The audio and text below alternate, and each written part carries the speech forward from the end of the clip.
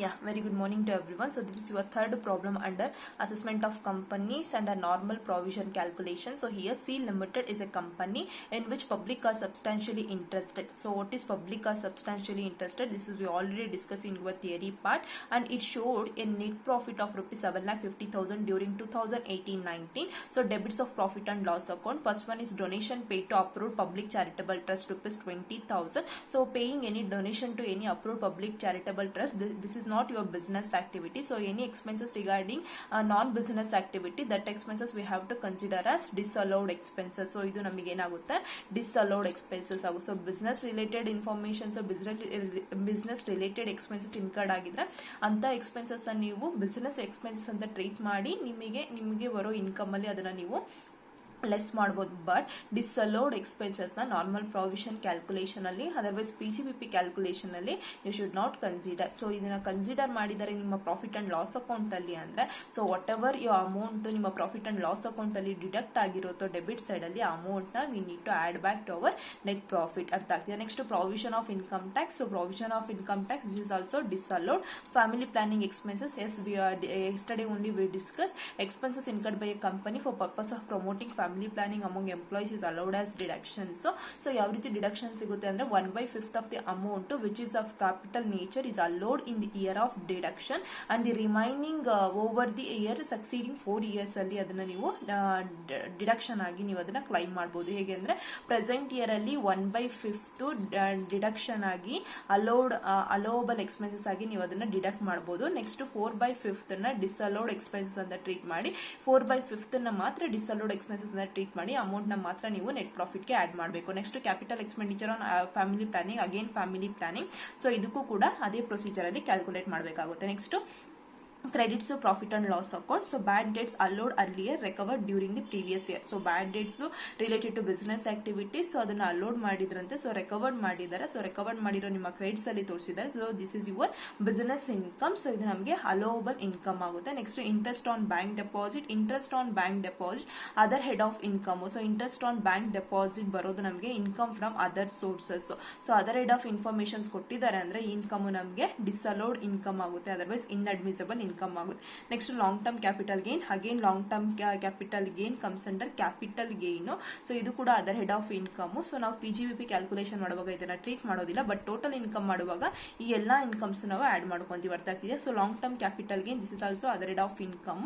So ಇದನ್ನು ನಾವು inadmissible income ಅಂತ ಟ್ರೀಟ್ ಮಾಡಿ ಇದನ್ನ again we have to deduct from our net profit. Next dividend from Indian company. So this is we already discuss under income from other sources. So any dividend which is received from Indian company, domestic company or mutual fund, otherwise UTI, so those kind of dividend is completely exempt from the tax purpose. So adu namge tax ಅಲ್ಲಿ fully exempt ಆಗುತ್ತೆ. But ಇದನ್ನ already ಅವರು profit and loss account ಅಲ್ಲಿ credit side ಅಲ್ಲಿ ತೋರಿಸಿರೋದ್ರಿಂದ ಈ income ನ first we have to first ನಾವು ನಮ್ಮ ನೆಟ್ ಇನ್ಕಮ್ ಅಲ್ಲಿ ಲೆಸ್ ಮಾಡಬೇಕಾಗುತ್ತೆ. But at the time of calculating our total income ನ ನಾವು ಎಕ್ಸೆಂಪ್ಟ್ ಅಂತ ತೋರಿಸ್ತೀವಿ. Next very important, there was a unabsorbed depreciation. So ಈ ಕಂಪನಿಯಲ್ಲಿ ಅನ್ಅಬ್ಸರ್ವ್ಡ್ ಡಿಪ್ರಿಸಿಯೇಷನ್ ಇದೆ rupees 35,000 and unabsorbed capital loss rupees 40,000 brought forward from the earlier assessment year. So ಹೇಳ್ತಾ ಇದ್ದಾರೆ, ಈ ಕಂಪನಿ ಇದು profit and loss account informations provide ಮಾಡಿದ್ದಾರೆ and adjustments ಅಲ್ಲಿ they provided information regarding unabsorbed depreciation. So this kind of unabsorbed depreciation, so unabsorbed depreciation can be set off from any income. So ಈ unabsorbed depreciation ಅವ್ರು absorb ಮಾಡಿಲ್ಲ depreciation, ಇಂಥ unabsorbed depreciation we can easily set off any head of income other than income from salary and casual income. Mind ಅಲ್ಲಿ ಇಲ್ಲಿ ಅನ್ಅಬ್ಸರ್ವ್ಡ್ depreciation ನ ಯಾವುದೇ head of income ಅಲ್ಲಿ ನಾವು ಸೆಟ್ ಆಫ್ ಮಾಡಬಹುದು. ಅರ್ಥ ಆಗ್ತಿದೆಯಾ? ಸೊ ನೀವು ಸೆಟ್ ಆಫ್ ಮಾಡುವಾಗ PGBP ಗೆ ಫಸ್ಟ್ ಪ್ರಿಫರೆನ್ಸ್ ಕೊಡಬೇಕಾಗುತ್ತೆ. ಸೊ ನೀವು ಎನಿ ಹೆಡ್ ಆಫ್ ಇನ್ಕಮ್ ಅಲ್ಲಿ ನೀವು ಇದನ್ನ ಕ್ಲೈಮ್ ಮಾಡಬಹುದು except income from salary and casual income. Income from salary, casual incomes ಬಿಟ್ಟು any other head of income ಅಲ್ಲಿ ಈ ರೀತಿ ಅನ್ಅಬ್ಸರ್ವ್ಡ್ ಡಿಪ್ರಿಸಿಯೇಷನ್ ಸೆಟ್ ಆಫ್ ಮಾಡಬಹುದು. ನೆಕ್ಸ್ಟ್ ಈ ರೀತಿ unabsorbed depreciation you can easily carry forward for indefinite periods. So ಇಲ್ಲಿ ನಿಮಗೆ time limit ಇರೋದಿಲ್ಲ. ಸೊ ನಿಮಗೆ ಎಷ್ಟು ಟೈಮ್ ಲಿಮಿಟ್, ಎಷ್ಟು ದಿನ ಬೇಕೋ ಅಷ್ಟು ದಿನ ಇದನ್ನ ಕ್ಯಾರಿ ಫಾರ್ವರ್ಡ್ ಮಾಡ್ಬೋದು. ಎಲ್ಲಿ ನಿಮಗೆ ಸಫಿಷಿಯಂಟ್ ಬ್ಯಾಲೆನ್ಸ್ ಸಿಗುತ್ತೋ ಆ ಸಫಿಷಿಯಂಟ್ ಬ್ಯಾಲೆನ್ಸ್ ಅಲ್ಲಿ ನಿಮ್ಮ ಅನ್ಅಬ್ಸರ್ವ್ಡ್ ಡಿಪ್ರಿಸಿಯೇಷನ್ ನೀವು ಕ್ಲೈಮ್ ಮಾಡಬಹುದು.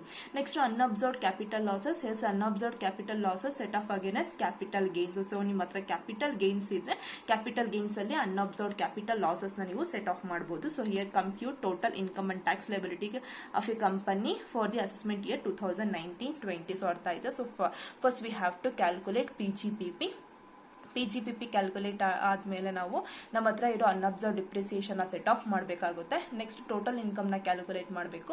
ಟೋಟಲ್ ಇನ್ಕಮ್ ಆದ್ಮೇಲೆ ಟ್ಯಾಕ್ಸ್ ಲೈಬಿಲಿಟಿನ ಕ್ಯಾಲ್ಕುಲೇಟ್ ಮಾಡಬೇಕಾಗುತ್ತೆ. Next very important, donation paid to approved public charitable trust ಕೊಟ್ಟಿದ್ದಾರೆ. So this is subject to deduction under section 80G. ಮರಿಬೇಡಿ, ಅರ್ಥ ಆಗ್ತಿದ್ಯಾ? ಅಲ್ಲಿ ಏನೇನು ನಾವು ಡಿಡಕ್ಷನ್ಸ್ ನ ಓದಿದ್ವು ಸೇಮ್ ಡಿಡಕ್ಷನ್ಸ್ ಕಂಪನೀಸ್ಗೂ ಕೂಡ ಸರ್ಟನ್ ಟೈಮ್ ಅಪ್ಲಿಕೇಬಲ್ ಆಗುತ್ತೆ. ಅರ್ಥ ಆಗ್ತಿದೆಯಾ? So donation paid to approved public charitable trust ಗೆ ಪೇ ಮಾಡ್ತಿದ್ದಾರೆ. So this kind of donation that is eligible to the company to claim deduction under section 80G. So 80G ಅಲ್ಲಿ as we discussed two category ಬರುತ್ತೆ. ಒಂದು 100 ಒಂದು with limit and without limit. So without limit ಅಲ್ಲಿ again 100% 50% deductions. Next with limit ಅಲ್ಲಿ again 100% to 50% deductions. But with limit ಅಲ್ಲಿ 10% of adjusted gross total income ಬರುತ್ತೆ. So this kind of information, this is related to with limit. So with limit ಅಲ್ಲಿ ನಿಮಗೆ 50% deductions ಅಲ್ಲಿ follow ಆಗುತ್ತೆ. ಅರ್ಥ ಆಗ್ತಿದೆಯಾ? So ಇದಕ್ಕೆ ನಾವು ಅಡ್ಜಸ್ಟೆಡ್ ಗ್ರಾಸ್ ಟೋಟಲ್ ಇನ್ಕಮ್ ಕೂಡ ಕ್ಯಾಲ್ಕುಲೇಟ್ ಮಾಡಬೇಕಾಗುತ್ತೆ. ಅರ್ಥ ಆಯ್ತಾ? So this is your problem. So for the solution purpose,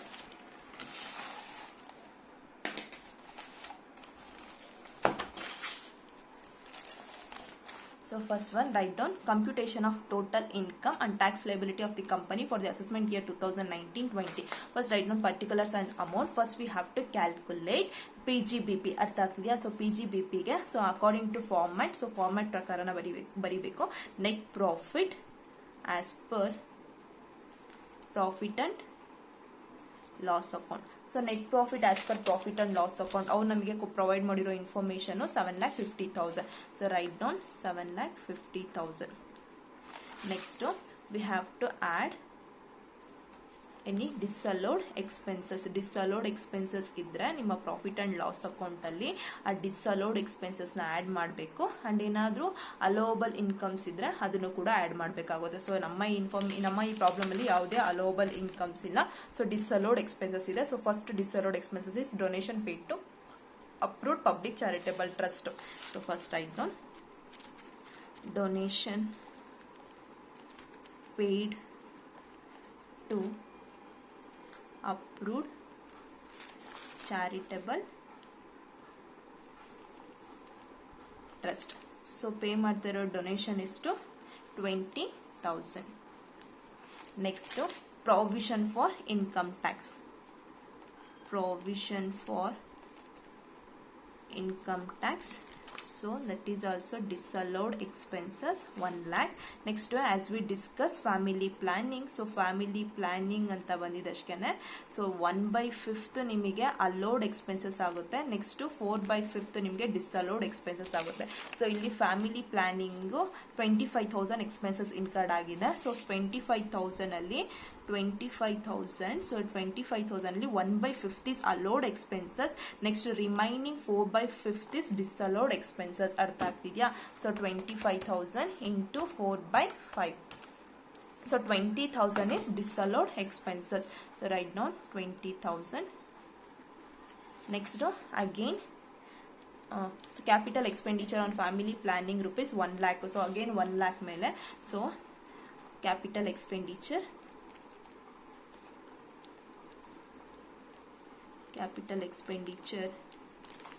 on family planning. So here the amount is rupees 1 lakh. As we discussed, 1/5 is allowed, 4/5 is disallowed. ಅರ್ಥ ಆಗ್ತಿದ್ಯಾ? So 4/5 1 lakh ಮೇಲೆ 4/5 ನ ನಾವು calculate ಮಾಡಿದ್ರೆ 80,000 ಬರುತ್ತೆ. ಸೊ 80,000. ಸೊ ಇದನ್ನ calculate ಮಾಡಿ ಮುಗೀತು ಎಲ್ಲ ಡಿಸಲ್ಲೋಡ್ expenses. So 20,000, 1 lakh, 20,000 and 80,000. So 2,20,000. Write down 2,20,000.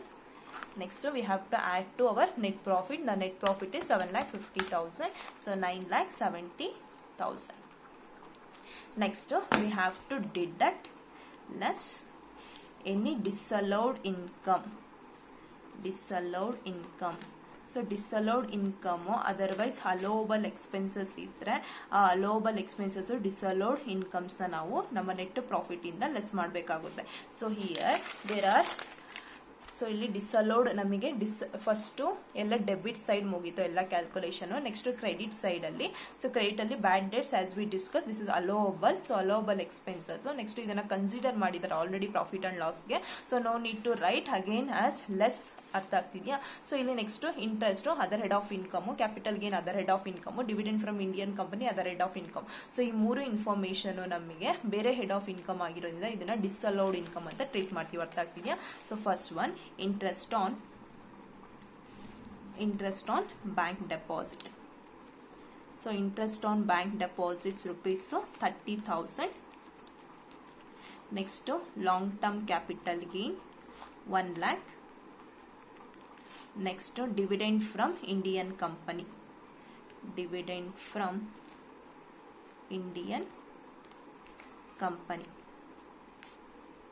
So dividend from Indian company is rupees 20,000.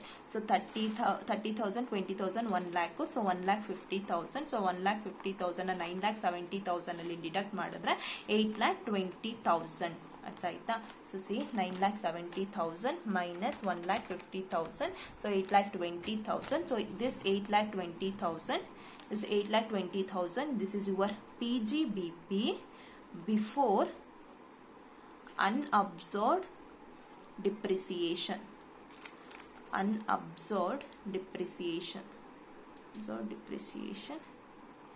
Next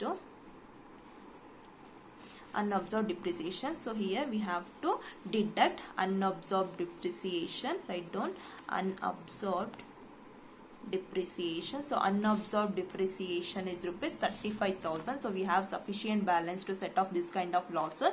So write down 35,000 and deduct this amount. So less 35,000. So 7,85,000. So this 7,85,000, this is PGBP after unabsorbed depreciation. ಅರ್ಥ ಆಯ್ತಾ ಹೇಗೆ ಮಾಡಿದ್ವಿ ಅಂತ? Next we have to compute total income. So we already calculated PGBP. Next write down there is, so ನಾವು companies ಮಾಡುವಾಗ ಯಾವುದೇ ಕಾರಣಕ್ಕೂ income from salary ಬರೋದಿಲ್ಲ. Next head of income, so ನಮಗೆ ಇನ್ಕಮ್ ಫ್ರಮ್ ಸ್ಯಾಲರಿ ಇಲ್ಲ, income from HP related information ಇಲ್ಲ, PGBP ಬರ್ದಾಯ್ತು. Next capital gain. So capital gain. So capital gain ಅಲ್ಲಿ ನಮಗೆ ಇನ್ಫಾರ್ಮೇಷನ್ ಇದೆ, long term capital gains provide ಮಾಡಿದ್ದಾರೆ. So write down LTCG 1 lakh. ಸೊ LTCG 1 lakh. Next we have certain losses, unabsorbed capital losses. So unabsorbed capital losses 40,000 ಇದೆ. So ನಮ್ಮ ಹತ್ರ income 1 lakh ಇದೆ, sufficient balance ಇದೆ, we can easily set off. So less unabsorbed capital loss. So the capital loss is 40,000. So ಇದನ್ನ deduct ಮಾಡಿದ್ರೆ 60,000. ಅರ್ಥ ಆಯ್ತಾ ಯಾವ ರೀತಿ ಕ್ಯಾಲ್ಕುಲೇಟ್ ಮಾಡಿದ್ವಿ ಅಂತ? ಸೊ 60,000. ಸೊ ಇಲ್ಲಿ ನಮಗೆ PGBP ಆಯಿತು, ಕ್ಯಾಪಿಟಲ್ ಗೇನ್ ಆಯಿತು. Next income from other sources ಇದೆಯಾ information? Yes, income from other sources ಇದೆ. ಒಂದು interest on bank deposit, next dividend. So dividend as we discuss, this is exempt from tax purpose. So first write down interest on bank deposits. Interest on bank deposit rupees 30,000. Next dividend from Indian company. So this is exempt. So otherwise write down as exempt. So ಇಲ್ಲಿ ನಮಗೆ income from other sources ಇಂದ ಬಂದಿರೋ income ಎಷ್ಟು? Just 30,000. So ಇದಾಗಿದ್ದಷ್ಟೇನೆ. So ಇದನ್ನು ನಾವೆಲ್ಲ incomes total ಮಾಡಿದ್ರೆ 7,85,000 plus 60,000 plus 30,000. So 8,75,000. So 8,75,000. So this is your gross total income.